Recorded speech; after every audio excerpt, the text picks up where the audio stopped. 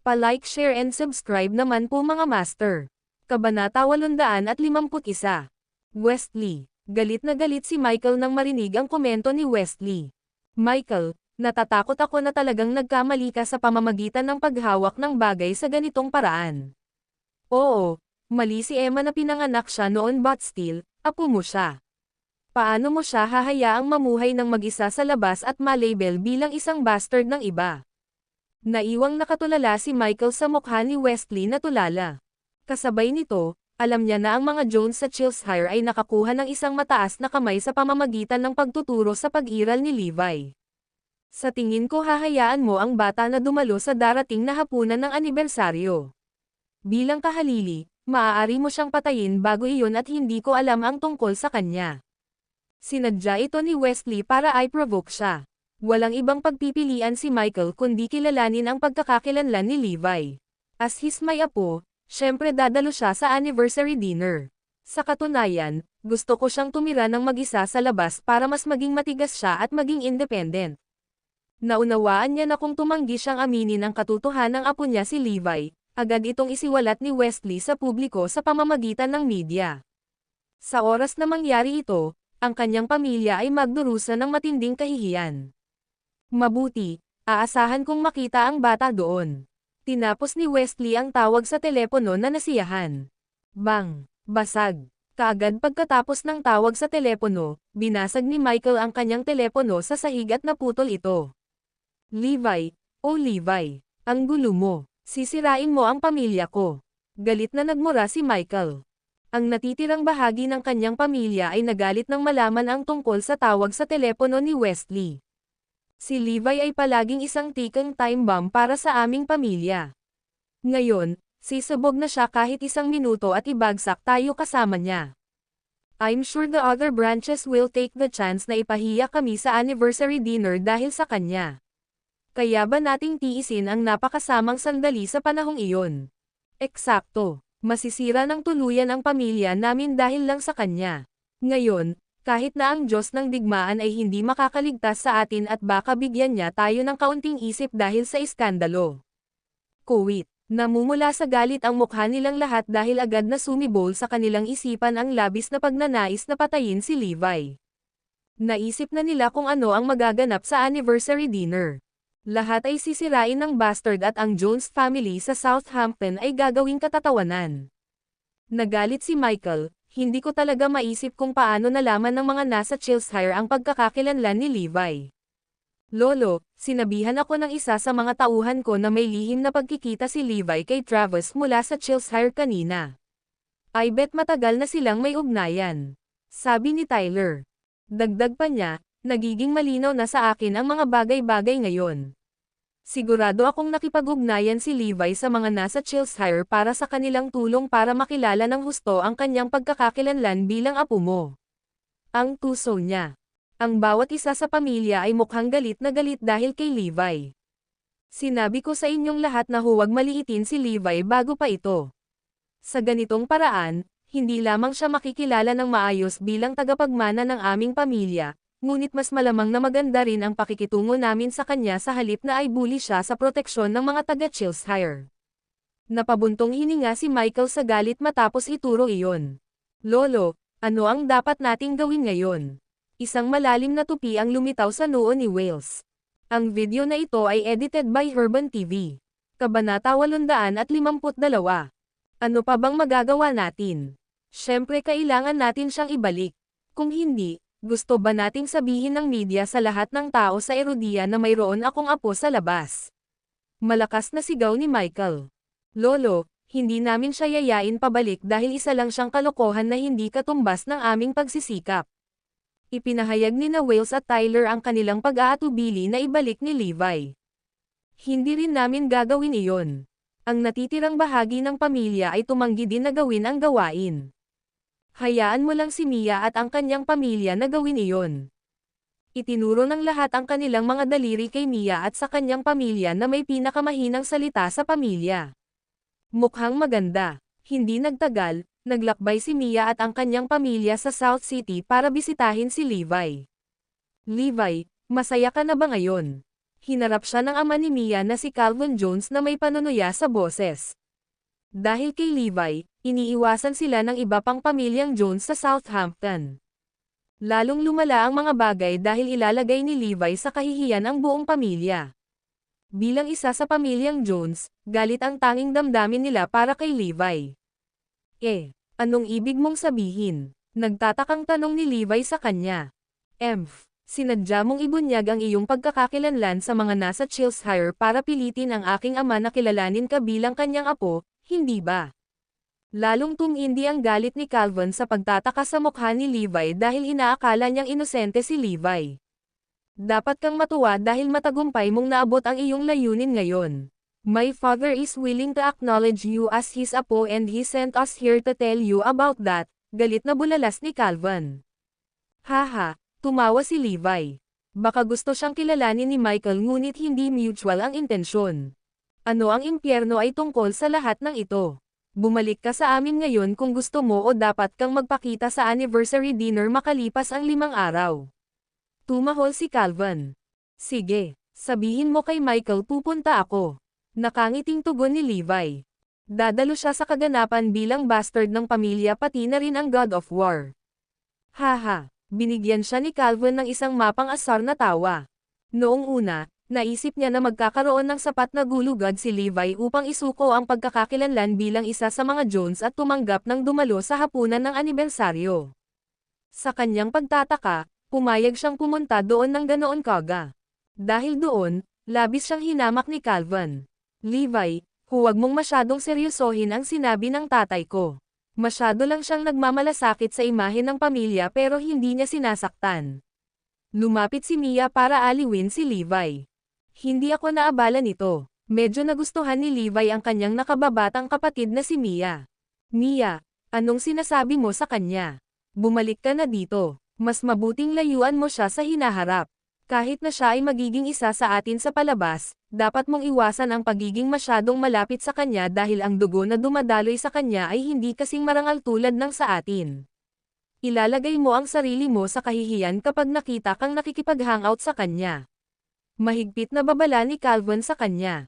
Bilang mga banal na mananampalataya na ang mga tao ay nahahati sa iba't ibang uri, itinuring ang lahat sa pamilyang Jones si Levi bilang isa na kabilang sa mababang uri habang lahat sila ay kabilang sa mas mataas na uri. Dad, anong kalokohan ang sinasabi mo? Isa rin sa atin si Levi. Umikot si Mia para sigawan si Levi. Levi, hihintayin kita sa anniversary dinner. Great, pupunta ako dyan. Ang video na ito ay edited by Herban TV. Kabanata 853. Ang pagpupulong ng anibersaryo ng pamilya Jones ay na-advertise ng husto kahit alam ni Zoe ito. Pupunta ka ba dyan? Hinanap niya si Levi at tinanong ito. Sa katunayan, lalo siyang na-curious na makita kung paano niya iniisip ang kaganapan. Sa pagkakaalam niya noon tungkol sa kanya, hindi niya gugustuhing sayangin ang kanyang oras sa pagdalo sa kaganapan at hindi rin niya gugustuhing tanggapin ang pagkakakilanlan bilang isa sa mga miyembro ng pamilyang Jones. Nakatitig sa kanya na may pananabik na makikita sa kanyang mga mata, same time na umaasa siyang marinig ang sagot na gusto niya mula sa kanya. Pupunta ako roon dahil inimbitahan nila ako, walang pakialam na sagot ni Levi. Ano? Sa sandaling iyon, ang mga mata ni Zoe ay napuno ng labis na pagkabigo dahil hindi na si Levi ang matayog na tao na nag-aakalang higit siya sa lahat ng tao sa mundo. Ang pumalit dito ay isang kaluluwang handang makipagkompromiso para sa kanilang makamundong pakinabang. Hindi ito ang bersyon niya na gusto niyang makita. Nakangiting tinanong siya ni Levi, gusto mo bang sumama sa akin? Nais niyang dalhin siya roon upang makita kung paano siya sisikat at iwanan ang pamilyang Jones na natulala dahil sa kanyang kaluwalhatian. Sa kanyang pagkadismaya, tiyak na tinanggihan siya ni Zoe. Hindi ako pupunta. Maaari kang dumating sa kaganapan ng mag-isa. Sa kanyang opinyon, lubos na nakakahiya para kay Levi na tanggapin ang pagkakakilanlan bilang isa sa mga Jones. Bukod pa riyan, talagang nabigla siya sa biglaang pagbabago ng ugali nito dahil sinabi nito sa kanya na habang buhay niya itong hindi papansinin. Napansin ni Iris, na nagkataong dumaan, ang galit sa mukha ni Zoe. Dahil sa curiosity, nagtanong siya, Zoe, anong problema? Sinabi lang ni Levi na dadalo siya sa anniversary meeting ng pamilya Jones. Galit na bulong ni Zoe. Ha, may mali ba dyan? Iris, by attending their anniversary it shows that he's going to yield to them. Sa sandaling tanggapin niya ang pagkakakilanlan bilang isa sa kanila, mawawala ang kanyang gulugad at mapapahiya ang kanyang sarili. Hindi mo ba siya kinaiinisan dahil ginawa niya rin ang mga bagay na iyon bago ito? Natatarantang tanong ni Zoe. Ay, nag-aalangan na napatigil si Iris dahil hindi niya alam kung paano sasagutin si Zoe. Noon, talagang kinasusuklaman niya ang katotohanang nagawa ni Levi ang mga bagay sa pamamagitan ng paggamit ng koneksyon nito sa mga Jones dahil wala siyang ideya kung sino talaga siya noong panahon ng iyon. Ngunit ngayon, alam niyang si Levi ang may-ari ng Morris Group na malinaw na hindi naganap ang tulong mula sa mga Jones. Zoe, ang mga bagay-bagay ay hindi kung paano mo maiisip na sila ay sa lahat. Baka nandoon si Levi para ipakita ang lakas niya, nakangisi na mungkahi ni Iris. Zoe shot her a supercilious glare and retorted, show off his might. Sino siya para magpakitang gilas sa harap ng mga Jones? Isa sila sa mga maharlikang pamilya sa Southampton. Siguro, Iris, tama na. Napakalinaw na nawalan ng gulugad si Levi sa pamamagitan ng pagpapasya na sumuko sa mga Joneses. I can't believe na dadalo pa rin siya sa anniversary nila after how bad they bullied him. Panagwe pa ni Zoe, siguro dahil napakaganda ng pag-unlad ng career ko lately kaya gusto niyang gumanda para maging kapartner ko siya. Oo, tama siya. Magiging sapat na siya o maging napakabuti para sa akin kapag tinanggap niya ang pagkakakilanlan bilang isa sa mga Jones. Gayunpaman, hindi ko maiwasang tumingin sa kanya ng masama kapag binigay niya ang kanyang gulugad ng ganoon. Mas gugustuhin kung ipaglaban niya ang kanyang karera sa kanyang sariling pagsisikap. Kahit na ang kanyang tagumpay ay maaaring hindi masyadong malaki, ito pa rin ang magiging bunga ng kanyang pagsisikap. Ang video na ito ay edited by Herban TV. Kabanata 854. Nang makita kung paano hindi gaanong naintindihan ni Zoe si Levi, sabik na sabik si Iris na nakaramdam siya ng matinding pagnanasa na sabihin sa kanya na si Levi talaga ang may-ari ng Morris Group at kahit lahat ng pag-aari niya ay ibinigay niya. Hindi siya nawawalan ng gulugad ngunit sa halip, siya ay naging mas malakas at mas malakas kaysa 6 na taon na ang nakalipas. Gayunpaman, napigilan niya ang pananabik nang maalala niya ang sinabi ni Levi sa kanya noon. Habang nagrereklamo si Zoe ay nagsimulang tumulo ang mga luha niya. Ang tingin niya ba sa akin ay isang vain girl? Walang pinagkaiba sa akin kung isa siya sa mga miyembro ng pamilyang Jones o hindi. Iris consoled, Zoe, I think you really should believe in him. Since he was already so talented 6 years ago, naniniwala ako na hindi na siya magiging masama ngayon. Feeling ko mas naging strong siya after dumaan sa mga challenging times in the past 6 years. Umiling si Zoe at iginiit, hindi ko nakikita iyon, Iris.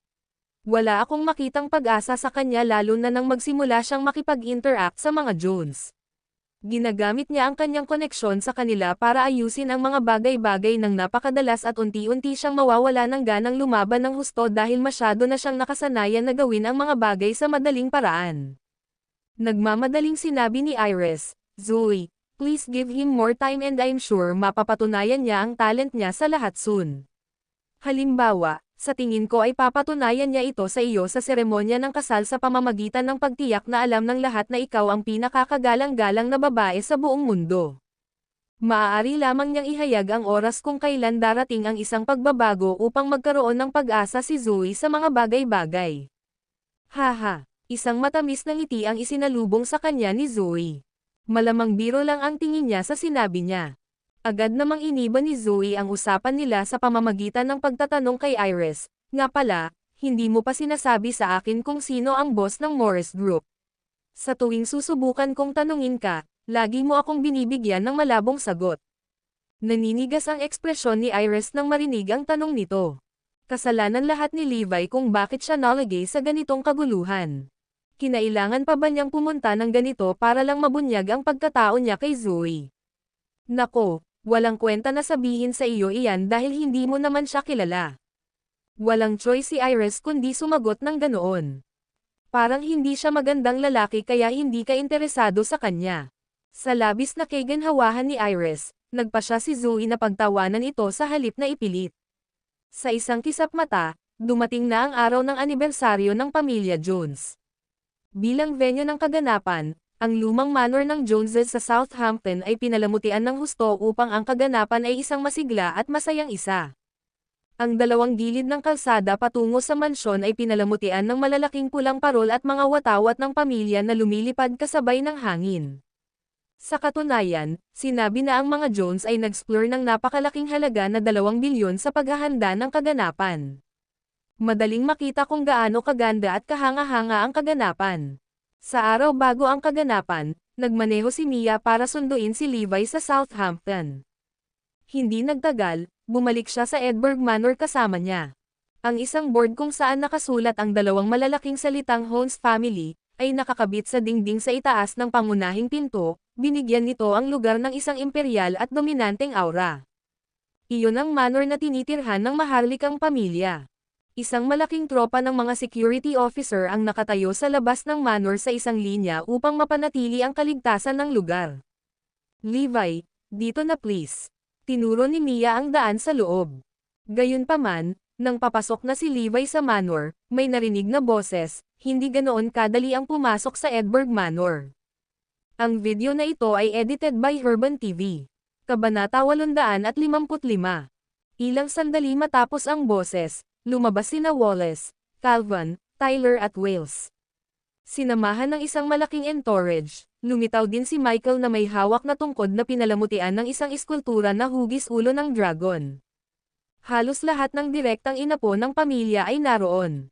Mukhang nakakatakot, tumayo sila sa harap ni Levi, na nakatitig sa kanila na may mahinang ngiti. Sandali lang, Levi, nakikita ko na matagal ka nang nagsisikap na makapunta rito. Gusto mo ba talaga ito? Panunuyan ni Wales.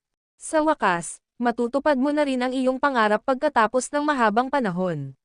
Binabati kita sa opisyal na pagiging isa sa atin. Sarkastikong sabi ni Tyler. Ipinagpalagay ng bawat isa sa kanila na si Levi ay nag-iisang nagplano laban kay Michael upang pilitin siyang kilalanin ang kanyang pagkakakilanlan. Ngunit, kailangan kong balaan ka na hindi magiging ganoon kadali ang maging isa sa atin. Ungol bigla ni Michael. Tama iyan. Kailangan mong sumunod sa mga alituntunin ng ating pamilya kung gusto mong maging isa sa pamilya. Tumanggaw si Wallace. Oh, ano ang mga patakaran? Natawa si Levi sa narinig. May 3 kondisyon na dapat mong tuparin bago ka maaprubahan na maging isa sa amin. Nilabas ni Michael ang 3 daliri niya habang nagpapaliwanag. Kwentuhan mo ako. Si Levi ay interesadong malaman ang tungkol sa mga patakaran. Una sa lahat, kailangan mong lumuhad sa harap ng mga tabletang pang-alaala ng ating mga ninuno gayon din ng mga nakatatanda sa pamilya. Pangalawa, kailangan mong magpalit ng apelyido. Sa hinaharap, tatawagan kang Levi Joneses sa halip na Levi Garrison. Last but not least, dapat mong sanayin ang iyong sarili na maging matatag para maging matatag ka sa lahat ng pagsubok na darating sa hinaharap. Sa makatuwid, kailangan mong sampilan ng lahat ng direktang inapo ng pamilya. Mukhang malamig at hiwalay, idinagdag ni Michael, papayagan ka lamang na makapasok sa lugar at makikilala bilang apo ko pagkatapos matupad ang lahat ng 3 kondisyon. Ano? Natarante si Mia nang marinig niya ang tungkol sa 3 kondisyon. Hindi niya inasahan na ang kanyang pamilya ay gagawa ng ganoong kagaspangan na kahilingan na malinaw na naglalayong bigyan si Levi ng isang mahirap na oras. Ang pamilya ay may hindi bababa sa 2 hanggang 300 direktang inapo. Kung si Levi ang sasampalin ng bawat isa sa kanila, makakaligtas kaya siya pagkatapos niyang maranasan iyon. Isa pa, sobrang nakakahiya para sa kanya ang lumuhad sa mga nakatatanda sa pamilya sa harap ng napakaraming tao. Panghuli, ang paghingi sa kanya na palitan ang kanyang apelyido ay ang pinakamasamang kalagayan sa lahat. Lahat ng mga mata ay nasa Levi sa sandaling iyon. Ano sa tingin mo? Natatakot ka ba o masyadong hinihingi ang mga kondisyon para sa iyo? Kailangan mong maging malinaw na kailangan nating sundin ang mga alituntunin ng ating pamilya dahil tayo ay isang napakalaking at natatanging pamilya. Hindi lahat ng Tom, Dick at Harry ay matatanggap bilang isa sa atin. Kung gusto mong maging isa sa amin, kailangan mong sundin ang mga patakaran. Sabi ni Wallace pati na rin ang ilan sa mga Jones. Nang mapansin ang pag-aalinlangan ni Levi, nagalit si Michael, sagutin mo ako ngayon. Alinman, kumpletuhin mo ang 3 kondisyon o umalis ka na rito ngayon. Napagkasunduan noon pa na tatanggapin nila si Levi bilang isa sa kanila ngunit kailangan niyang dumaan sa ilang pagpapahirap bago iyon. Hindi nila siya papasukin ng napakadali. Ngumisi si Tyler, Levi, kailangan mong malaman na walang libre sa mundong ito. Kailangan mong kumpletuhin ang 3 kondisyon kung gusto mong maging isa sa amin. Hahaha, biglang nagpakawalan ng tawanan si Levi. Ang video na ito ay edited by Herban TV. Kabanata 856. Ang kanyang pagtawa ay nag-iwan sa bawat isa sa kanila na flummoxed. Anong tinatawanan niya? Parang tinukotsa niya sila. Nagtatakang tanong ni Wallace sa kanya, Lad, anong tinatawa-tawa mo? Biro ba sa iyo ang pamilya natin? Huwag mong isipin na malalampasan mo ito sa ibang paraan. Wala kang magagawa para maiwasan ang pagkumpleto ng 3 kondisyon. Tinitigan ni Michael si Levi ng mahigpit. Oo, tama iyan. Wala kang ibang paraan palabas. Ngayon, gusto mo bang lumuhad ka muna o gusto mong masampal muna? Tanong ng isa sa mga Jones. Kailangan ko bang lumuhad sa bawat isa sa inyo rito? Sino ka sa tingin mo? Kailangan ko bang palitan ang apelyido ko? Sino ka sa tingin mo? Kailangan ba akong sampelan ng bawat isa sa inyo dito? Sino ka sa tingin mo? Binombo sila ni Levi ng 3 sunod-sunod na tanong at iniwan silang lahat na tulala. Ang mga salitang sino ka sa tingin mo? Patuloy na umaalingaw-ngaw sa kanilang isipan. How dare you guys treat me this way? Hindi kayo karapat-dapat sa alinman yan. Humalaklak si Michael, we don't deserve any of that. Kami ay isa sa mga maharlikang pamilya at isang malakas na presensya sa Southampton sa loob ng maraming siglo. Nagmamay-ari kami ng ilang daang bilyong halaga ng mga aset at mayroon kaming mga ari-arian sa buong mundo. Hindi lang iyon, ngunit mayroon din tayong saganang talento sa hukbo, sa gobyerno pati na sa mundo ng negosyo. Kuwait, ang aming pamilya ay may napakaraming merito at mga tagumpay na wala akong oras upang ilista ang lahat para sa iyo. How dare you say na we don't deserve your respect? Nakatitig sa mga mata ni Michael, tumanggo si Levi, do you think you guys deserve it? Maaari kong sirain ang bawat isa sa inyo kaagad sa pamamagitan lamang ng pagbibigay ng utos. Naniniwala ka ba sa akin? Ang kanyang kahanga-hanga at mapangahas na paghaharap ay nagpadala sa bawat isa sa kanila sa matinding galit. Naghahanap ka ng gulo, di ba? Walang paraan para makatapak ka ngayon sa manor. Si Wallace pati na rin ang ilan sa mga Jones ay sumimangot. Kung gayon, ako, si Levi Garrison, ay gagawin iyon ngayong gabi at walang makakapigil sa akin na gawin iyon. Dahil doon, humakbang si Levi patungo sa main gate ng manor. Bawal kang pumasok doon. Agad na humakbang si Wales para harangan ang kanyang daraanan. Smack! Sinampal ni Levi ang mukha niya. How dare you? Smack! Nasample din si Tyler. Ang lahat ay natigilan sa sandaling ito dahil wala sa kanila ang umaasa ng ganoong agresibo mula sa kanya. Kung sino man ang magtangkang pigilan siya ay sasampalin niya. Higit sa lahat, walang nangahas na gumanti dahil alam niyang physically trained siya. Levi, nawawalan ka na ng kontrol. Hinihikayat kita na gumawa ng isang hakbang pa ngayon. Smack! To no one's surprise, nauwi sa sampal din ang nagsabi niyan. Smack! Smack! Kuwit! Sina Wallace, Calvin pati na ang iba pa ay sinampal at pinalipad ni Levi matapos siyang pigilan. Dahil wala ni isa sa kanila ang nakapagpigil sa kanya, nakatingin lang sila sa daan patungo sa pangunahing pintuan ng manor. Sa sandaling ilang pulgada na lang ang layo niya sa gate, biglang sumigaw si Michael, tigilan mo siya ngayon. Ang mga opisyal ng seguridad na nakatayo sa labas ng manor ay pinalibutan si Levi sa isang iglap sa pagtatangkang kontrolin siya. Gayunpaman, saglit lamang ang inabot ni Levi upang maalis ang mga ito habang sila ay itinaboy niya. Nakadapa sa lupa, lahat sila ay dumaing sa sakit. Sa kabila ng pagiging napakalaking pamilya na may napakaraming miyembro ng pamilya, walang nakapidyo sa kanya. Sa oras na iyon, umikot si Levi at binaril ang lahat ng mapanlit na tingin. You Joneses are such a disappointment, komento niya na may kasamang smirk. Ang video na ito ay edited by Herban TV. Kabanata 857. Smack! Lumagpas sa gate si Levi at saka naglakad patungo sa mansyon. Ang kanyang matigas na bilis ay nagmukhang hindi mapigilan na parang isang banal na figure na kagagaling lang sa mortal na mundo. Kasabay nito, itinuring niya ang tatlong kondisyong inilatag ni Michael na parang wala. Para sa mga Joneses, isang malaking kahihiyan ang pagpayag kay Levi na makatapak sa lugar. Habang pinagmamasdan ang likod ni Levi, pumikit si Mia para iwasan ang panlilisik dahil parang kumikinang ang katawan niya sa malakas na aura ng mga oras na iyon. Mag-isa lang, nagawa niyang pigilan ang lahat ng miyembro ng pamilyang Jones sa paglalagay ng daliri sa kanya. Iyon ay napakakol at dominanti. Ang panunuya na ginawa niya tungkol sa pamilya ngayon lang ay nasaktan silang lahat na parang isang punyal na sinaksak sa kanilang mga puso. Isang komento lang mula sa kanya ay sapat na para mag-apoy ng matinding galit sa kaibuturan nila. Sa galit, kumulog si Michael, "Anino, itapon mo siya sa mansyon ngayon." Si Shadow, na nakatayo sa tabi ni Michael, ay hindi gumagalaw sa kabila ng utos.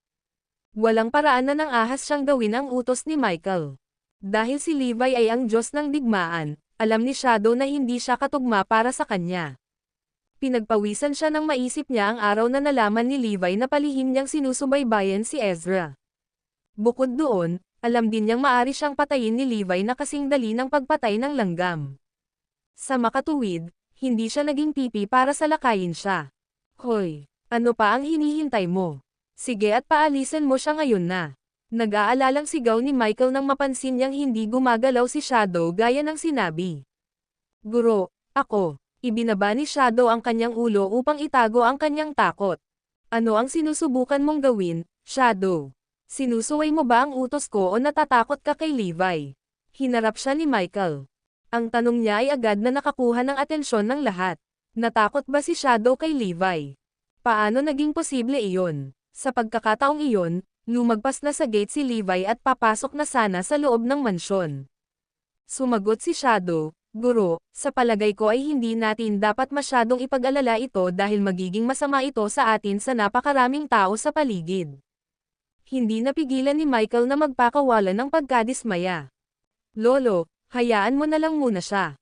Kung itatapon talaga natin siya, siguradong tatawanan tayo ng mga taga-Chillshire pati na ang ibang branch dahil dyan. Sa palagay ko ay dapat muna nating tiisin ito pansamantala at haharapin na lamang natin siya pagkatapos ng gabing ito." Mungkahi ni Tyler.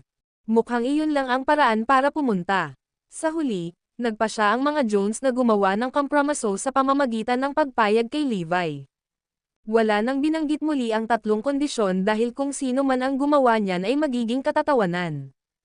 Para makasigurado na maging maayos ang event, wala silang choice kundi tretuhin ng maayos si Levi. Pagkatapos kumain, nilapitan siya ni Michael at binalaan, "Huwag mong ipagpalagay na isa ka sa amin dahil lang iniimbitahan kang pumunta rito. Bagamat kinikilala kita bilang isa sa mga miyembro ng aking pamilya sa labas, hindi ko tunay na intensyon na gawin ito dahil sa tingin ko ay hindi ka sapat para maging apo ko. Ikaw ay isang bastard tulad ng iyong ina. Walang sino man sa amin ang aamin na may kaugnayan sa iyo sa anumang paraan." Pinanangkitan siya ni Levi at tinanong, "Ano ang sinabi mo? Sabihin mo ulit. Ikaw ay isang bastard tulad ng iyong ina." Ang video na ito ay edited by Urban TV. Kabanata 858. Pagkatapos magsalita ni Michael, naging tense ang atmosphere. Napabuntong hininga ang lahat sa pag-aabang sa susunod na mangyayari. Si Mia at ang iba pang mga Jones ay nakatingin kay Michael na hindi makapaniwala. Sobra na si Michael. Gaya ng inaasahan, galit na pinandilatan ni Levi si Michael, na may mga laser na nagmumula sa kanyang mga mata. Sa sandaling iyon, nararamdaman ng lahat ang nakamamatay na aura na kanyang ibinubuga. Isang lamig ang damaloy sa kanilang mga gulugad. Nakakatakot makita itong side ni Levi. Gayunpaman, hindi lamang ang mga taong ito ang nakapansin sa pagbabago ng mood. Kinilabutan si Michael. Ang kanyang mga pupils ay nagsikip, at ang kanyang Adam's apple ay umiikot habang siya ay lumulunok ng kinakabahan, nakaramdam ng paghinga. Masyado siyang nakakatakot. Si Levi ay tila isang mabangis na hayop sa paglaya, at ang kanyang tingin lamang ay maaaring pumatay. Habang ang mga mata ni Levi ay nakatitig sa kanya, si Michael ay natatakpan ng pawis, at siya ay parang masusuka. Pumalakpak. Hindi na makayanan, bumigay ang kanyang mga tuhod. Bumagsak siya sa lupa. Natakot ang pandidilat at itinulak si Michael sa gilid. Baliw ang lalaking ito. Paumanhin, utos ni Levi. Nagulat ang lahat sa kanyang sinabi. Sino ang nakakaalam na ang isang bastos na bata ay hindi lamang magkakaroon ng lakas ng loob na tumuntong sa Jones residence habang ang lahat ay nandoon kundi humingi din ng tawad kay Michael. Siya ay pagiging katawa-tawa. Kabalintunaan, nagawa ni Levi na banta ang buong pamilya Jones bago pa man ihayag ang kanyang pagkakakilanlan. Para sa kanya, ang mga Jones ay hindi gaanong mahalaga tulad ng mga langgam. Ayoko, ngumisi si Michael kay Levi. Walang paraan na hihingi ako ng tawad sa isang bastard na tulad mo. Mas gugustuhin pang mamatay ni Michael. Haha, Michael, tinawag mong bastos ang sarili mong apo. Dapat kang humingi ng tawad sa iyong pagkakamali ngayon, panunumbat ng isang boses ng Dumaloy ang grupo ng mga tao sa venue. Nagmula ito kay Wesley, ang pinuno ng mga Jones sa Chilshire. Ikaw, Puff, nag-aapoy sa galit si Michael. Nako, nakita ni Wesley ang iskandalo. Nakakatawa, kung mas kinakatakutan ko ang isang bagay, mas malamang na mangyari ito. Kasalanan lahat ito ni Levi. Eksakto, Michael. Ikaw ang may kasalanan sa pagkakataong ito. Dapat kang humingi ng tawad sa bastard. I mean ang bata, panunuya ni Wesley. Dumating ang grupong ito para panoorin ang pamilya ni Michael na gumawa ng kalokohan. Mas gusto nilang makita ang pinuno ng mga Jones sa Southampton na humihingi ng tawad kay Levi. Hindi naman sila naawa kay Levi, isang bastos na bata. Gayunpaman, inaasahan nilang makita si Michael na maging isang katatawanan. Samantala, nabasa ni Levi ang kanilang intensyon mula sa kanilang mga ekspresyon, at mabilis siyang sumigaw, hindi lang siya ang kailangang humingi ng tawad. Ikaw din. Ang video na ito ay edited by Herban TV. Kabanata 859. Ang kanyang mga salita ay tumama sa lahat na parang isang toneladang ladrilyo. Lahat ng mga Jones ay natulala. Hindi inaasahan ni Wesley at ng iba pa niyang pamilya na ididirekta din ni Levi ang kanyang galit sa kanila. Sa tingin mo ba hindi ko masasabi ang iniisip ninyong lahat? Sa iyong mga mata, ako ay walang iba kundi isang bastos na bata, katulad ng isang mabangis na hayop na pinalaki sa ligaw, si Levi nguso. Kay Wesley, hindi akalain nakakausapin siya ng isang junior ng ganito kabastos. Hindi mali yun, ni hindi mo alam kung sino ang iyong ama. Hindi ka ba anak sa labas? Talagang interesado lang kaming masaksihan si Michael na humihingi ng tawad sa isang bastard na bata. Nainsulto si Michael, ngunit wala siyang magawa. Ang lahat ng ito ay dahil sa aking illegitimate apo. Nagsimulang tumawa si Wesley at ang iba pa niyang pamilya. Sa kaibahan, ang mga Joneses mula sa Southampton ay nakayuko sa kahihiyan. Nakakahiya, ngunit wala silang magagawa tungkol dito. Kasalanan ni Levi ang lahat. Kung wala siya, ang mga Joneses mula sa Southampton ay magiging superior at kakilakilabot. Anuman, mayroon kaming suporta ng Diyos ng digmaan, kaya ang mga taong ito ay hindi nagbabanta sa amin. Sa kabilang banda, hindi kinaya ni Levi na binansagan siya bilang bastadong bata. Kahit na siya ay walang pakialam at walang interes sa kanyang mga magulang, sila pa rin ang nagsilang sa kanya at nagdala sa kanya sa mundong ito. Iyon ay isa pa ring sagradong aksyon na dapat parangalan. Ang mga taong ito ay iniinsulto ang kanyang pag-iral at sinisiraan ang pagkilos na iyon. Nararapat silang mamatay. Dahan-daang tumayo si Levi at ibinaling ang nakamamatay na tingin kay Wesley at sa ilan pa. Anong gusto mo? Nauutos sila, natakot at nagbanta sa kanya. Parang gusto niya kaming patayin. Ramdam na ramdam nila ang init mula sa nakamamatay na titig ni Levi, at parang mamamatay sila sa susunod na sandali. Please, Levi, no, pinigilan siya ni Mia, na nasa harapan nila. Natatakot siya na may masamang mangyari kapag nagpatuloy ang sitwasyon. Agad niyang hinayla si Levi palabas. Phew, nakahinga ng maluwag si Levi nang lumabas siya. Halos bumalik ako sa aking walang pusong pag-iisip kanina, na para bang bumalik ako sa larangan ng digmaan. Kung hindi ako pinigilan ni Mia sa oras, napatay ko na ang lahat ng naroon. Hindi mahalaga, haharapin ko sila sa anniversary meeting bukas. Pagkaalis ni Levi, ngumisi si Wesley at nanunuya, Michael, ngayon naiintindihan ko na ang posisyon mo. Kung nagkaroon ako ng bastos na apo na tulad nito, walang paraan sa impyerno ay kikilalanan ko rin siya. Paano posible na ang isang batang pinalaki sa lansangan ay may ugnay sa ating superior bloodline? Eksakto. Nais pa niyang kumilos ng matuwid at putulin ang ugnayan sa atin. Paano makakabuo ng ganoong apo ang iyong pamilya sa Southampton? Nagnganga ang mga ngipin ni Michael at naikuyom ang kanyang mga kamao habang pinapahiya siya ng mga ito. Gusto niyang patayin si Levi doon at pagkatapos. Ang video na ito ay edited by Urban TV. Kabanata 860. Kung babalik siya sa Jones residence, kahihiyan lang ang ay dudulot niya sa aming pamilya. Tsaka sa unsophisticated na ina niya, papasamahin lang kami. Ang dalawang kaiyahiyang individual na ito ay nagdulot ng labis na kahihiyan sa aming pamilya. Higit pa rito, ito ay simula pa lamang. Sa pagpupulong bukas, daan-daang Joneses mula sa Erodia ang dadalo, at malamang nakakaharapin natin ang pinakamatinding kahihiyan noon. Baka malunod pa tayo sa laway ng mga may sasabihin tungkol dito. Tiyak na iyon ang magiging pinaka-nakakahiya na sitwasyon sa kasaysayan ng mga Jones mula sa Southampton. Gayunpaman, maaari lamang tayong mag-isip ng mga paraan upang may salba ang nawala sa atin ngayon. Oh yes, nakumpirma na ba natin ang pagdalo ng lahat ng ating mga bisita? Tanong ni Michael kay Wallace. Yes, we have, agad na sagot ni Wallace. Paano si Anson? Anong oras siya darating? Pare, alas 9 ng umaga darating si Anson. Yun ang pinakamaagang makakarating siya, tugon ni Wallace. Tyler, paano ang Diyos ng digmaan? Nilingan ni Michael si Tyler.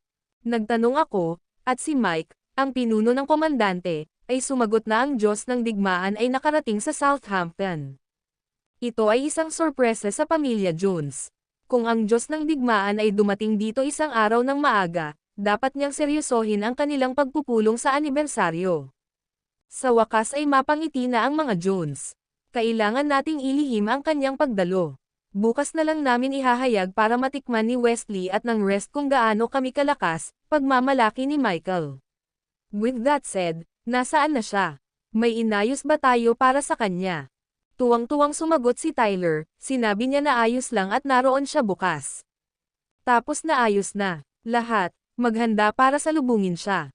Ang reputasyon ng aming pamilya ay aasa sa presensya ng Diyos ng digmaan. Nailarawan na ni Michael ang gulat na mga mukha sa iba pang mga mukha ni Jones. Samantala, bumulong si Levi kay Mia. Mia, pakisamahan mo ako. Masyadong nakakasuffocate ang pagstay ko dito.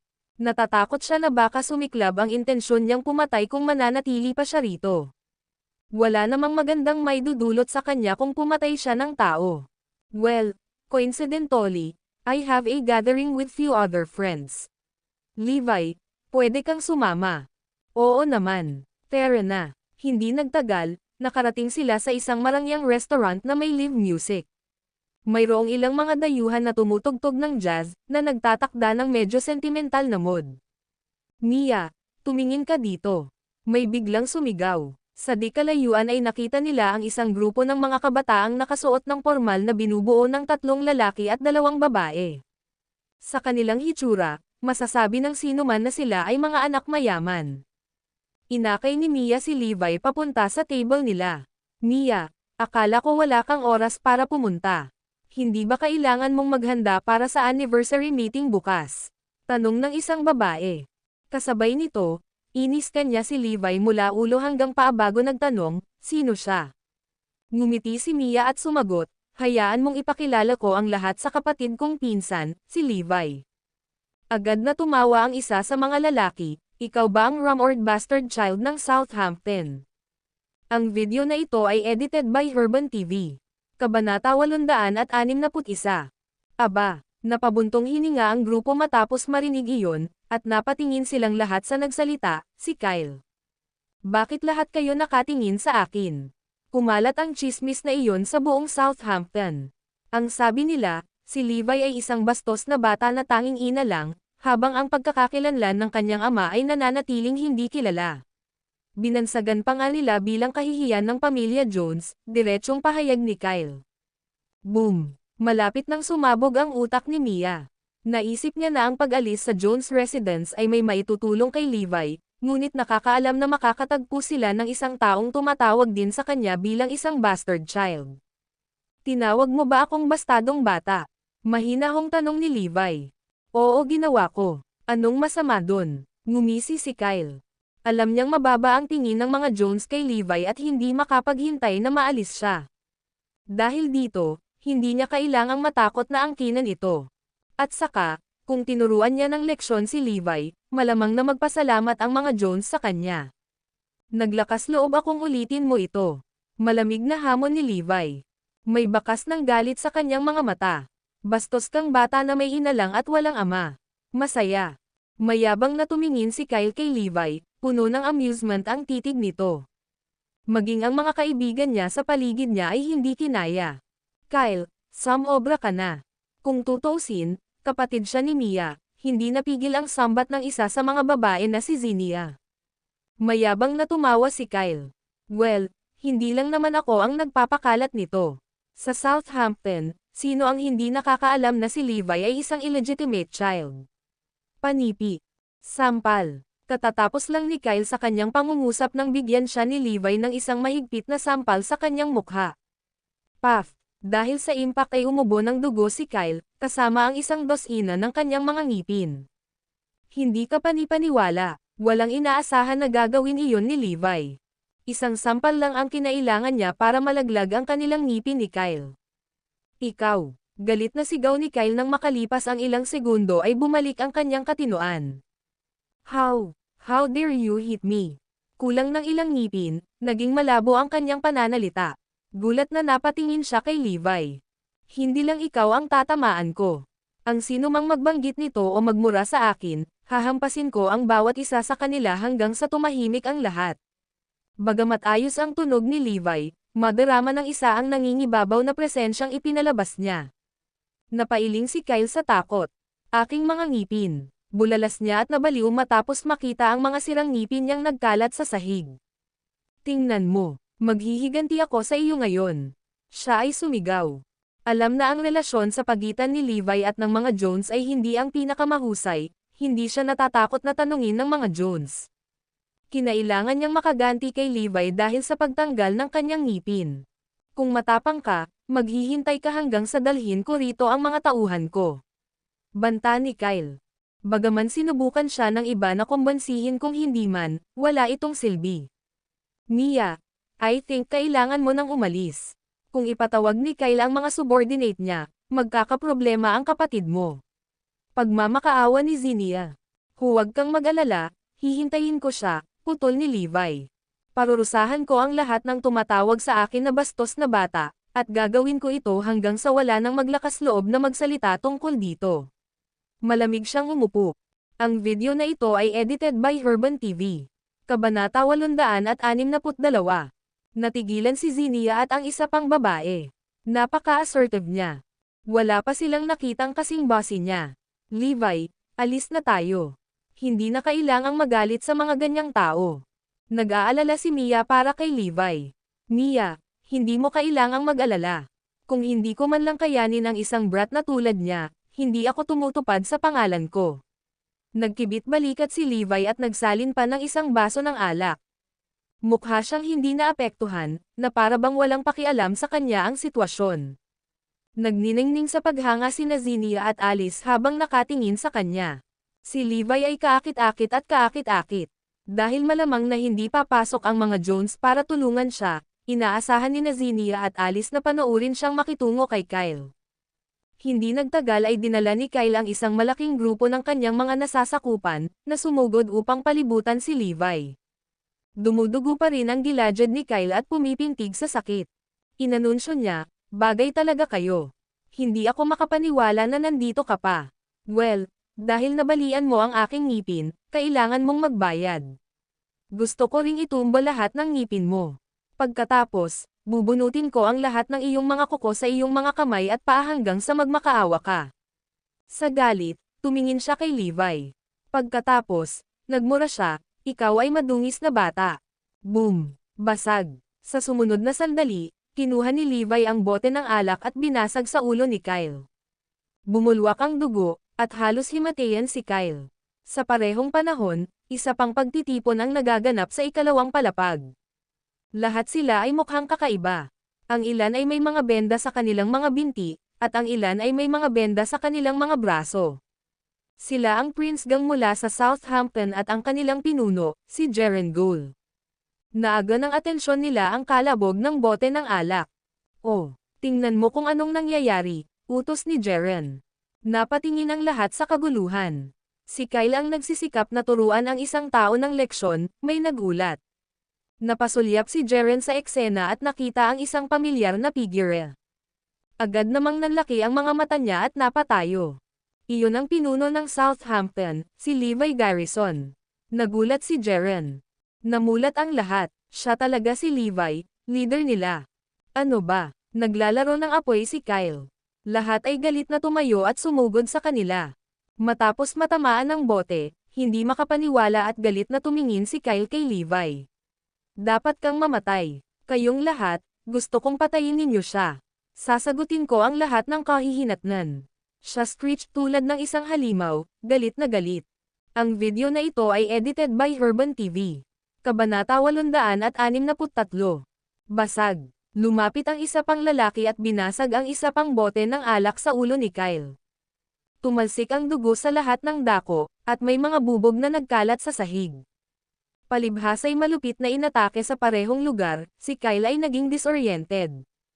Galit siyang lumingon at nagtanong, "Sino ang nanakit sa akin?" "Ako po," malamig na sagot ng lalaki sa likuran niya. Mr. Gould." Saktong sisabog na siya, nakita ni Kyle ang isang pamilyar na mukha na ikinatakot niya. Hindi ba siya si Jeren, ang pinuno ng Prinsipe Gang? "Ginoo, manghuli, Mr. Queen." Nagpatuloy si Kyle sa pagtawag sa mga taong naruroon. Naisip niya na 40 tao mula sa Prince Gang ang naroon, at sila ang pinakamakapangyarihang miyembro. Nabibilang din sila sa alinman sa quasi-royal clans o royal family. "Lahat kayo, narito," nauutaw na sambit ni Kyle sa gulat. Bagamat mula rin siya sa mayamang pamilya, hindi niya kayang lampasan ang mga mula sa Prince Gang. Kadalasan, tatalikod ang isa para magtago kung nakita nila sila. Gayunpaman, nakilala niya sila ngayon. "Anong mali? Hindi ba pwedeng nandito tayo?" Malamig na tanong ni Jackson. "Syempre hindi, kaya mo," nagmamadaling sagot ni Kyle. Pinagpawisan siya ng malamig at napakamanhid na hindi na niya naramdaman ang sakit. Gayunpaman, hindi niya naintindihan kung bakit lalapitan siya ng Prince Gang, lalo na't hindi siya nag-abala na basagin ang isang bote sa kanyang ulo. "Ano ang sinusubukan mong gawin?" tanong ni Jeren. Ngumisi si Kyle. "Sir, may tinuturuan po akong leksyon." Siya ang bastard child mula sa pamilyang Jones, si Levi. Ang lakas ng loob niyang saktan ako. Habang nagsasalita siya, tinuro niya si Levi. Si Jeren at ang iba pang Prince Gang ay humakbang pasulong at lumuhad sa harap ni Levi. Sabay-sabay silang sumigaw, pagbati, "Guro." Lahat ng mula sa Prince Gang, maging ang mga hindi kilalang tao, ay bumati kay Levi bilang kanilang Panginoon.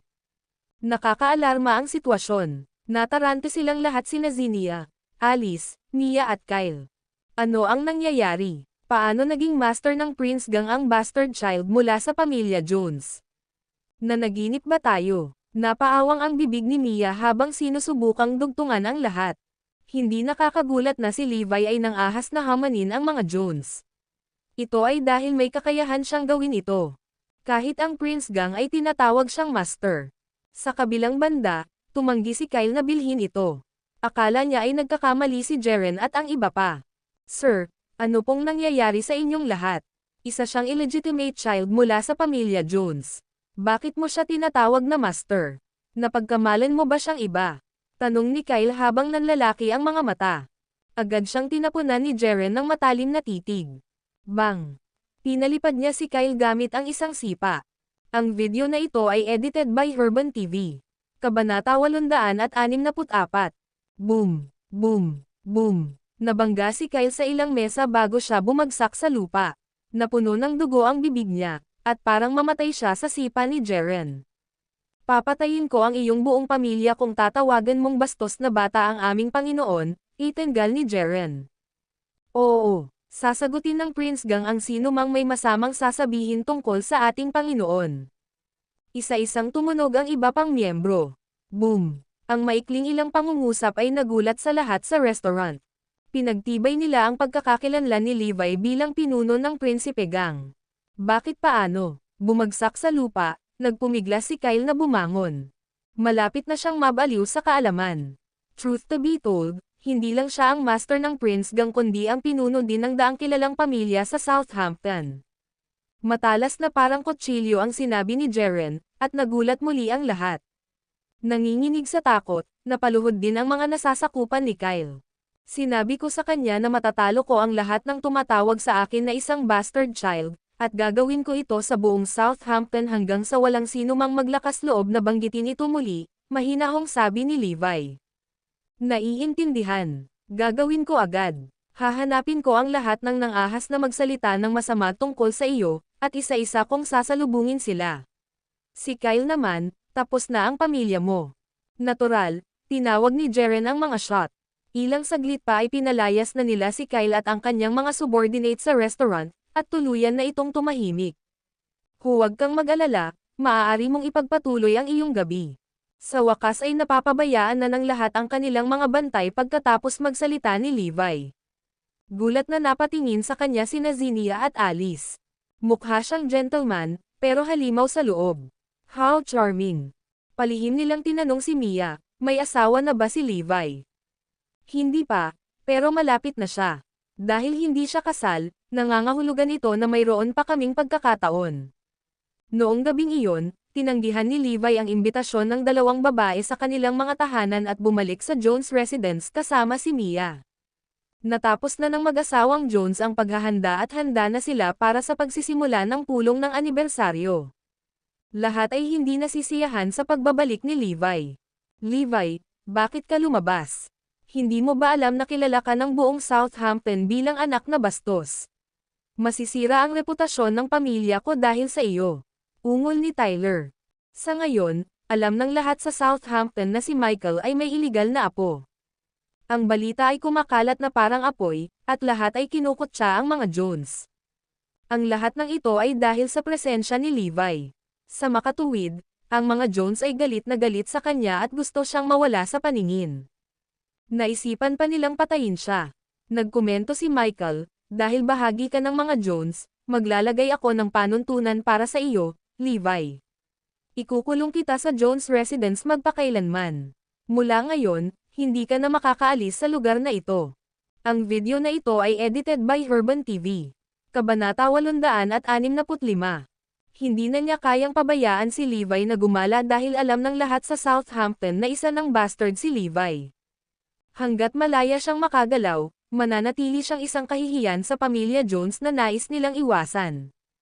Ang tanging plano nila ay pakulong si Levi ng permanente sa tirahan ng mga Jones at pigilan siyang lumabas. Bagamat alam ng mga tao na nakarating siya sa Jones residence, makakalimutan nila ang tungkol sa kanyang pag-iral hanggat hindi siya nakikipagsapalaran. Sa makatuwid, ang pinsala at epekto na idudulot niya sa mga Jones ay lubos na mababawasan. Natutunan ni Michael ang taktikang ito mula sa ibang tao. Ang ina ni Levi, si Emma Jones, ay permanenteng nakakulong at hindi pinayagang umalis sa lugar na iyon. Hanggang ngayon, halos 30 taon nila siyang ikinulong. Siya ay nakakulong mula noong araw na ipinanganak si Levi. Bago ito, tiyak na mag-aalala si Mia para sa kanya. Hindi na. Nalaman niya ang tungkol sa pagkakakilanlan ni Levi nang kinilala siya ng kilalang pamilyang Gold bilang kanilang Panginoon. Alam niyang walang kapangyarihan ang mga Jones laban sa kanya. Kung magkakaroon man ng conflict, siguradong hindi siya sa talo. Sa katunayan, umaasa siyang matuturuan ni Levi ng leksyon ang pamilyang Jones. Tumawa si Levi. Nakakagalaw ako kahit saan na sumisikat ang araw at umaagos ang ilog. Walang makakapidyo sa akin. At saka, walang holo na makakapidyo sa akin. Maghintay lang at tingnan kung mapapanatili ka naming nakakulong. Si Michael ay hindi pinapansin ang mga boas ni Levi. Gusto niyang maghintay hanggang matapos ang anniversary meeting para pahirapan siya ng maayos. May ibang ideya si Michael. Kung nabigo siyang ipakulong si Levi, kukunin niya kay Anson na ibalik ang bastard sa militar upang sanayin. Sa ganoong paraan, makakabuti ito para sa reputasyon ng mga Jones at alisin din si Levi na nanggugulo. Kung alam ito ng 10,000 mandirigma ng Iron Brigade, tatawa sila hanggang sa mahulog sila. Ang magkaroon ng isang deserter na ibalik ang Diyos ng digmaan sa kampo upang sanayin ay magiging isang kakilakilabot na biro. Kinagabihan, tinawagan ni Levi si Zoe. Gayunpaman, galit pa rin siya at binabaan siya ng tawag. Bakit ganyan ang ugali ni Zoe? Mabilis na napagtanto ni Levi ang dahilan. Dapat niyang isipin na nakipagkompromiso ako sa pamilya Jones para sa kapakanan ng pagdalo sa pulong ng anibersaryo. Zoe, nagkakamali ka. Hindi ko kailangang umasa sa mga Jones. Sa aking utos, ang daang kilalang pamilya sa Southampton ay yuyuko sa aking paanan. Ngumiti ng pilit si Levi.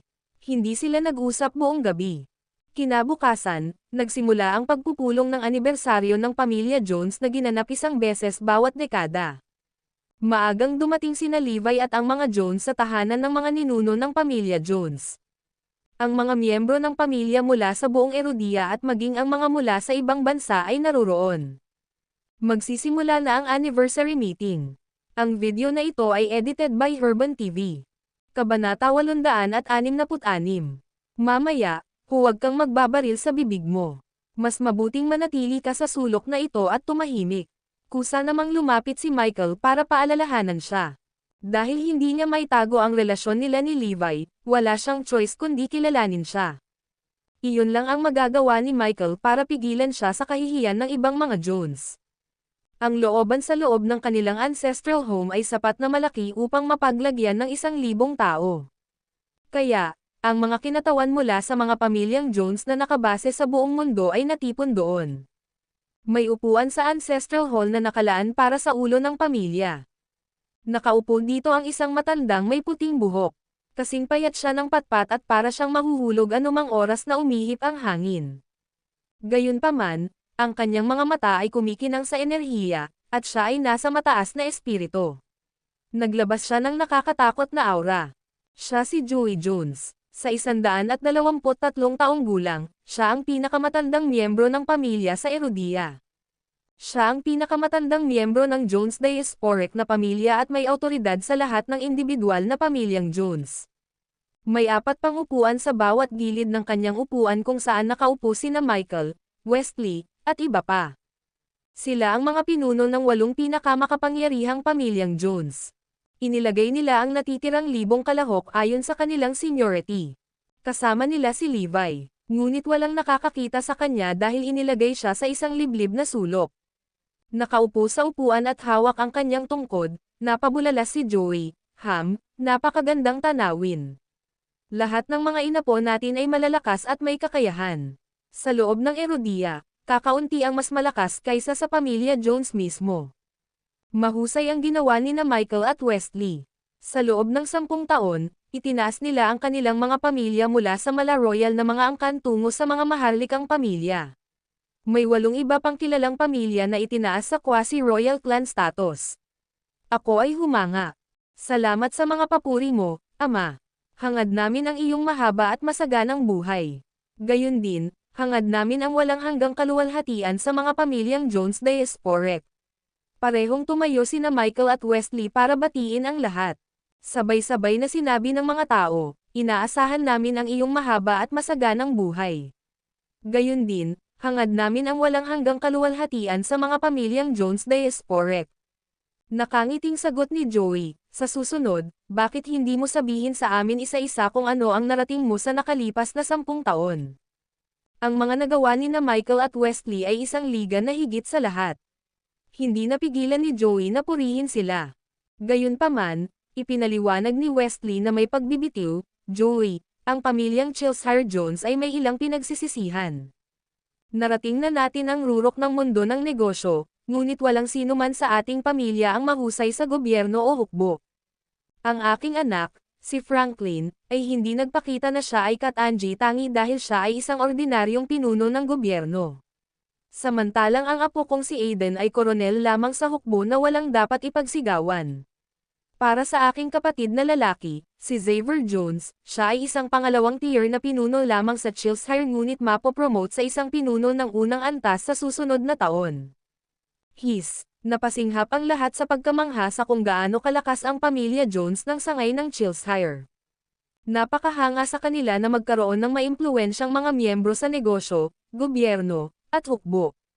Sa kabila ng kanyang mapagpakumbabang tono, sinisikap ni Wesley na malampasan si Michael. Naunawaan niya na sa timog, ang kanyang pamilya at ang pamilya ni Michael ay pantay-pantay. Sa mga tuntunin ng gobyerno at hukbo, tiyak na mas mahusay ang kanyang pamilya kaysa sa pamilyang Jones ng Southampton. Ang video na ito ay edited by Herban TV. Kabanata 867. Kahanga-hanga. Nabuhay ka hanggang sa reputasyon ng pagiging isang Jones. Ipinagmamalaki ka ng aming mga ninuno. Pumalakpak si Joey sa tuwa. Ibinaling niya ang atensyon kay Michael dahil ngayon na ang huli upang ipakita ang mga nagawa ng kanyang pamilya. Sinulyapan ni Michael si Wesley bago nagpresenta. Ang Southampton Joneses ay hindi kasing puri ng Cheshire. Wala kaming kakaibang miyembro. Ang tanging dapat banggitin ay ang aking ikapitong anak, si Anson. Naputol agad si Wesley. Oh, narinig ko na si Anson ay isang alibughang anak, hanggang sa pinilit mo siyang sumama sa hukbo. So, kumusta na siya ngayon? Masama ang ugali ni Anson noon at siya ang alibughang anak na narinig mo, ngunit tumuwid siya pagkatapos sumapi sa hukbo. Ngayon, isa siya sa malalapit na subordinate ng God of War bilang Brigadier General sa Iron Brigade. Siya ay isang nakakatakot na mandirigma at ang kanang kamay ng Diyos ng digmaan, paliwanag ni Michael ng may pag-asa. Isang Brigadier General sa Iron Brigade. Halos lumuwa ang mga mata ni Wesley sa hindi makapaniwala. Kung totoo ang sinabi ni Michael, mapatla ang mga nagawa ng kanyang pamilya kung ikukumpara. Nang marinig ng karamihan ang sinabi ni Michael, lahat sila ay napabuntong hininga sa pagkamangha. Nakakabilib talaga. Bilang bahagi ng personal na tropa ng God of War, mas mataas ang kanyang katayuan kaysa sa mga ordinaryong general. Pagkatapos ng lahat, ito ay ang Diyos ng digmaan ang pinag-uusapan natin dito. Hahaha. Sa sandaling iyon, may biglang tumawa. Ang taong iyon ay si Levi. Si Anson ay isang walang kwentang palaboy. Mula nang siya ay sumali sa hukbo, hindi niya nakita ang kanyang sarili bilang isang sundalo. Ang ginawa lang niya ay nagpalipas ng oras sa pagkain at pag-inom. Sa huli, iniwan niya ang hukbo at banihag ng kaaway. Halos ilabas din niya ang mga sikreto ng hukbo. Paano naging isa ang lalaking ito sa hari ng digmaan ng Iron Brigade gaya ng inaangkin ni Michael? Walang mga wimp sa Iron Brigade, pabayaan ang isang deserter tulad ni Anson. Kahit na ang isang miyembro ng Iron Brigade ay nahaharap sa 10,000 lalaki lamang, mas gugustuhin niyang sugurin ang kaaway at mamatay sa ninggas ng kaluwalhatian. Habang tahimik ang lahat ay lalong nakakataba ang tawa ni Levi dahilan para mabaling ang atensyon nila sa kanya. Galit na galit si Michael. Nandito ba siya para manggulo? Hindi ba siya magpapahinga hanggat hindi tayo namatay? Samantala, natuwa si Wesley nang makita si Levi. Gayunpaman, pinanatili niya ang kanyang mahigpit na ekspresyon. Paanong matatawa ang isang tao sa gayong solemna na sandali? Bastos talaga. Nirerespeto mo ba ang mga patakaran ng pamilya Jones? Sino ito? Lumabas ka kaagad. Tama, sinong nang-ahas na maging bastos? Maging si Joey ay nagalit. Lolo, sariling apo ni Michael, si Levi Garrison, sagot ng isang tao mula sa karamihan. Nagkagulo ang mga tao. Puno ng pangamba ang mga mata ni Michael. Ang video na ito ay edited by Herban TV. Kabanata 868. Levi Garrison, lumabas ka dito. Galit na utos ni Joey habang pinaghahampas ang kanyang mga tauhan sa lupa. Bilang taong may pinakamataas na awtoridad sa loob ng mga Joneses, galit na galit siyang makita ang gayong salungatan sa panahon ng isang solemna na kaganapang tulad nito. Ang mga junior na miyembro ng pamilya Jones ay dapat palaging magalang. Sa sandaling iyon, ibinaling ng lahat ang tingin kay Levi habang ang mga miyembro ng pamilyang Southampton Jones ay nakayuko sa kahihiyan. Ang oras para mapahiya ay nagsimula na. Lahat ng ito ay dahil kay Levi. Siya ang pinagmumulan ng ating kahihiyan. Gayunpaman, hindi kumilos si Levi sa kabila ng utos na gawin ito. Inilipat ni Joey ang matalim na tingin kay Levi. Kinakausap kita. Hindi mo ba ako naririnig? Lumalim ang boses ni Joey.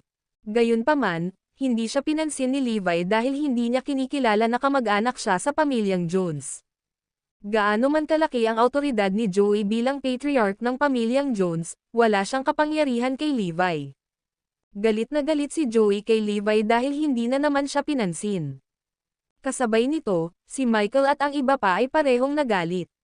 Si Levi ay parang isang salot sa atin at patuloy na nagdudulot sa atin ng kahihiyan. Nilinggan ni Joey si Michael. Ganito ba ang pagtuturo mo sa apo mo? Ang magbingi-bingihan sa aking utos. Bingi ba talaga siya? Boom! Ang pamilya Jones ng Southampton ay nanginginig ng hindi mapigilan sa pagsaway ng patriarka. Levi, hakbang pasulong. Si Michael ay sumigaw sa tuktok ng kanyang mga baga. Ang iba ay nagsimulang sumigaw, Levi Garrison, humakbang pasulong. Pero nakangiting tumanggi si Levi. Wala kang awtoridad na utusan ako. Lahat ay nakatingin sa kanya na parang hindi makapaniwala. Hindi ba't katawa-tawa lang na bastos? Paano siya magiging walang hiya sa harap ng buong Jones diasporic na pamilya? Wala siyang respeto kahit kanino. Michael, ang galing-galing mong apo, sambat ni Joey. Bago pa makapagpaliwanag si Michael, sumingit si Wesley, pare, base sa pagkakaalam ko, itong apo ni Michael ay naiwan sa lansangan mula pa noong bata pa siya. Lumaki siya sa isang ghetto at hindi sinasadyang nakakuha ng maraming masasamang ugali. Hindi niya karapat-dapat na damaloy sa kanya ang maharlikang dugo ng pamilyang Jones. Tama iyan. Sa kabila ng pagkakaroon ng kalahati ng marangal na dugo ng pamilya Jones, siya ay isang kasuklam-suklam na tao sa kaibuturan. Paano makakadalo ang isang tulad niya sa pulong ng anibersaryo ng pamilya Jones? Paano siya papayagang tumayo sa Ancestral Hall? Isa siyang kahihiyan sa ating kadugo. Galit na reklamo ni Aidan. Nagdilim ang ekspresyon ni Levi at sumagot, Noble Bloodline. Kung ganoon, gusto kong makita kung gaano kamahal ang iyong dugo. Hayaan akong mag-extract upang suriin ang kulay nito. Naglakad siya papunta kay Aidan. Teka, anong ginagawa mo? Nagulat ang lahat nang maging magulo ang eksena. Nang makita ni Michael na si Levi ay puno ng hangarin na pumatay, nagbitiw siya sa kanyang sarili upang mawalan ng pag-asa. Ang video na ito ay edited by Herban TV. Kabanata 869. Kahit na matagal na niyang hindi kilala si Levi, batid niya pa rin kung gaano kalupit ang kanyang apo. Alam niyang walang pag-aalinlangan si Levi sa paglabas ng kanyang kutsilyo at pagkuha ng dugo kay Aidan. Kung maaakit sina Levi at Aidan sa isang salungatan, ang pamilya ng Southampton Jones ay gagawin para sa. Ang kahihiyang idinulot sa pamilya ay hindi kailanman maalis. Kabastusan. Ano ang sinusubukan mong gawin? Ramdam ni Aidan kung gaano kakilakilabot si Levi habang siya ay likas na umatras ng ilang hakbang. Isa-isang binatikos ng mga tao si Levi, how dare you make trouble during such solemn na occasion? Galit na galit si Joey nang isaksak niya ang kanyang mga tauhan sa lupa ng malakas. Bakit may isang bastard sa loob ng kilalang pamilyang Jones? Hagulgol niya habang pinagmamasdan si Levi na papalapit kay Aidan. Tungkol saan ba ang kaguluhang ito? Sa sandaling iyon, isang boses ang umalangaw-ngaw sa looban. Pumasok ang isang lalaking nakasuot ng military fatigues na may dalang green backpack. Oh, ito ang aking ikapitong anak. Bumalik na si Anson. Sigaw ni Michael sa tuwa. Tuwang-tuwa sina Wallace, Calvin, at Tyler nang makita si Anson.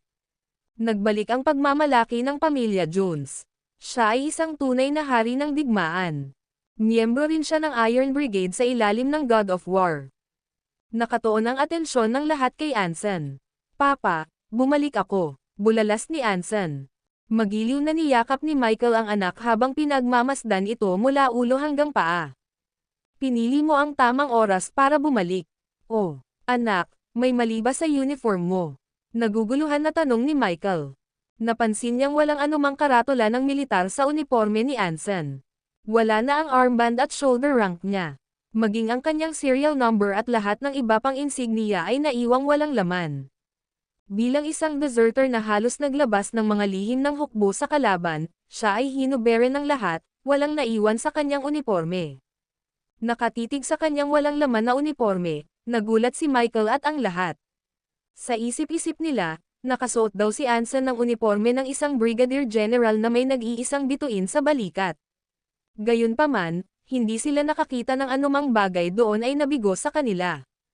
Nagsimula silang magduda sa pagkakakilanlan ni Anson. Anson, nasaan ang uniform mo? Di ba Brigadier General ka? Tanong ni Michael. Tungkol dyan, ang Iron Brigade ay may napakahigpit na mga tuntunin sa pagdidisiplina. Sa ganoong okasyon, hindi kami pinapayagang i-deck out ang aming mga uniforme sa buong kulay. Kailangang tanggalin ang lahat ng rank at insignias para manatiling low profile, paliwanag ni Anson nang hindi kumukumot. Hindi siya nang ahas na sabihin sa ama ang totoo dahil sa takot na mabugbog siya hanggang mamatay. Oh, kaya ayon, gaya nga ng sinabi ko. Napangiti si Michael. Bullshit, sinong nag-isip ng rule na yan? Bakit hindi ko alam ang tungkol dito? Biglang sumingit si Levi. Ang video na ito ay edited by Urban TV. Kabanata 870. Si Levi ay hindi kailanman nagtakda ng gayong panuntunan sa brigada ng bakal. Sa katunayan, hinihikayat niya ang kanyang mga tauhan na ilagay ang kanilang mga armband ng Iron Brigade kapag sila ay umuwi dahil ito ay isang prestihiyosong simbolo. Ang sinumang pamilya na may anak na lalaki na naglilingkod sa Iron Brigade ay makararamdam ng labis na karangalan. Ibinalik sa kanya ng mga salita ni Levi ang atensyon ng lahat, pati na ang kay Anson. Nginitian niya si Levi, sino ka? Kilala ba kita? Miyembro ka ba ng Iron Brigade? Tanong ni Levi. Tama iyan. Brigadier General Anson Jones ng Iron Brigade sa iyong serbisyo, sagot ni Anson. Natuwa si Levi. Nasa Iron Brigade ka pero hindi mo pa alam kung sino ako. Maaaring hindi siya kilala ng mga sundalo mula sa ibang mga dibisyon, ngunit ang brigada ng bakal ay nasa ilalim ng kanyang personal na utos. Kilala siya ng bawat miyembro sa mukha. Imposibleng hindi siya makilala ng kanyang nasasakupan. Nangangahulugan lamang ito na hindi ka mula sa Iron Brigade. Hindi kita kilala. Nasa Iron Brigade ka rin ba? Natarante si Anson. Kung mabubunyag ang kanyang kasinungalingan, tiyak na paparusahan siya ni Michael ng matindi. Huwag kang makinig sa kalokohan niya. Anak siya ni Emma, si Levi Garrison, paalala ni Michael. Nang marinig iyon, nakahinga ng maluwag si Anson. Pinandilatan niya si Levi at sumigaw, galing ka ba sa Iron Brigade? Bakit kailangan kitang makilala? Sino ka sa tingin mo?